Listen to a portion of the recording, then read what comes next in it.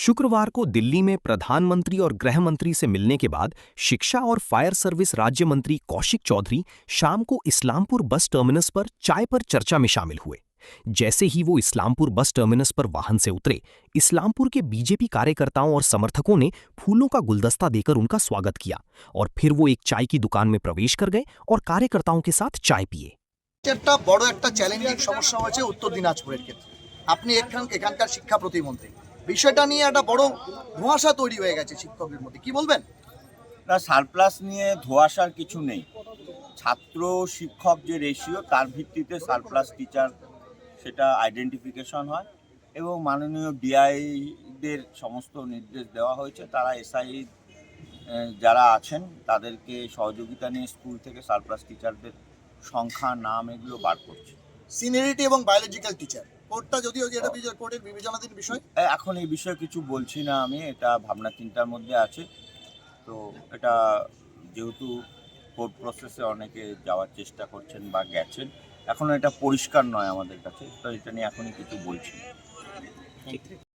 মাননীয় লোকপ্রিয় আমাদের সাংসদ শ্রী কার্তিক চন্দ্র পালের সাথে আমরা উত্তর দিনাজপুর জেলায় আমাদের ভারতীয় জনতা পার্টির যে 4 জন বিধায়ক আছেন তারা আমরা দিল্লিতে গিয়েছিলাম। সেখানে আমাদের জেলার বিভিন্ন বিষয় নিয়ে মাননীয় অমিত শাহজি এবং মাননীয় প্রধানমন্ত্রী নরেন্দ্র মোদীজির সাথে আলোচনা হয়েছে।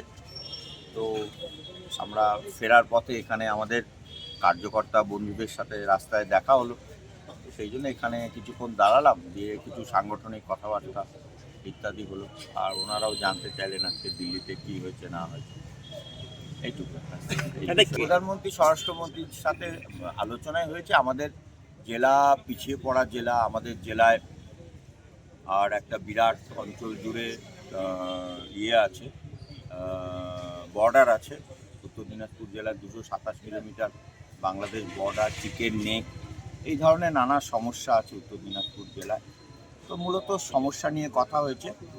আর আমি যেহেতু আমার স্কুল শিক্ষা দপ্তরের পাশাপাশি দমকল দপ্তরও আমার, ওই দমকল দপ্তরের আমি মন্ত্রী, তো দমকলের একটা বড় বিষয় ছিল, সেটা নিয়েও প্রধানমন্ত্রীজি এবং স্বরাষ্ট্রমন্ত্রীজির সাথে কথা হয়েছে। আমরা উত্তর পূর্ব ভারতে প্রথম দমকল, মানে বিপর্যয় মোকাবিলা বলুন বা ফায়ার ব্রিগেড সংক্রান্ত কোনো আমাদের টেকনিক্যাল কলেজ বা ইউনিভার্সিটি নেই। তো আমাদের একটা প্রায় 29 একর জমি আছে কল্যাণীতে। তো সেখানে কেন্দ্রীয় সরকারের সহযোগিতায় কিভাবে আমরা একটা টেকনিক্যাল ইউনিভার্সিটি বা কলেজ খুলতে পারি সে বিষয়ে প্রধানমন্ত্রীজি এবং স্বরাষ্ট্রমন্ত্রীজির সাথে কথা হবে।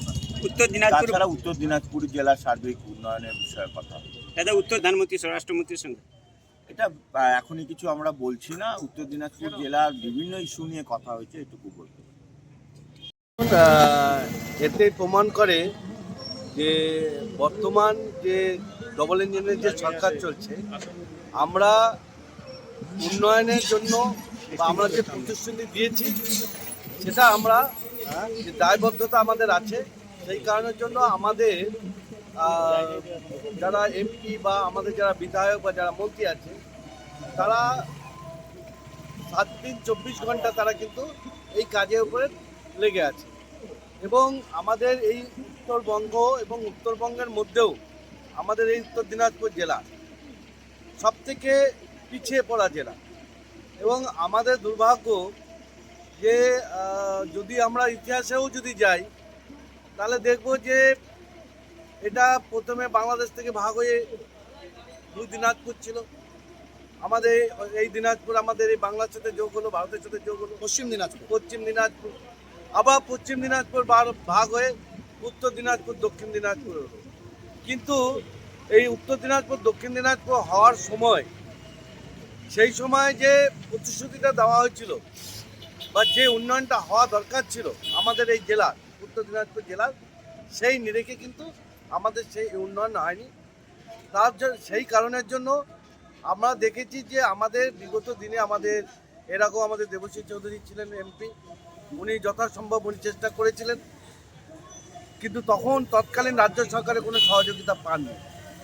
এবং আমাদের 2024 সালে আমাদের এই রায়গঞ্জের লোকপ্রিয় সাংসদ এবং আমাদের সকলের প্রিয় কার্তিক চন্দ্র পাল মহাশয়, উনি সাংসদ হওয়ার পর থেকে উনি লাগাতার চেষ্টা করে যাচ্ছেন। এবং আপনারা দেখেছেন বিগত দিনে যে উনি এমন কোনো মন্ত্রণালয় বাদ নেই যে উনি সেখানে যাননি আমাদের এই জেলার উন্নয়নের নিরিখে। আজকে যেরকম এই এলাকার 4 জন বিধায়ককে নিয়ে, এই জেলার 4 জন বিধায়ককে নিয়ে, তার মধ্যে 2 জন মন্ত্রীও আছেন বলে, তাদের নিয়ে দেশের স্বরাষ্ট্রমন্ত্রী এবং প্রধানমন্ত্রীর সাথে দরবার করেছেন। আমাদের এখানকার এলাকার বিভিন্ন যেসব সমস্যা, আমরা যেরকম এখানে চিকেন নেক এলাকার মধ্যে আছি, আমাদের এখানে প্রায় 300-র কাছাকাছি, আমাদের 300 কিলোমিটারের কাছাকাছি আমাদের বর্ডার পড়ছে, সেখানে যেরকম একটা সমস্যা আছে, সেরকম আমাদের এখানে স্বাস্থ্য পরিষেবা থেকে শুরু করে, সড়ক থেকে শুরু করে বিভিন্ন উন্নয়ন করতে গেলে এখন উত্তর দিনাজপুর জেলার প্রচুর কাজ আছে। তো সেই সব বিষয় তো একদিনে তো হবার নয়। আর এটা শুধুমাত্র রাজ্য সরকারের দ্বারা হবে না, কেন্দ্র রাজ্য যৌথ মিলেই এটা করা সম্ভব হবে। এবং আশা করি এই যে উন্নয়নের নিরিখে যে আমাদের যে জনপ্রতিনিধিরা যে ট্যুর করলেন, আমার মনে হয় এটা খুব আশাপ্রদ হবে। আগামী দিনে আমাদের এই উত্তর দিনাজপুর জেলার জন্য উন্নয়নের নিরিখে একটা মাইল ফলক তৈরি হবে, এটা আশা রাখছি।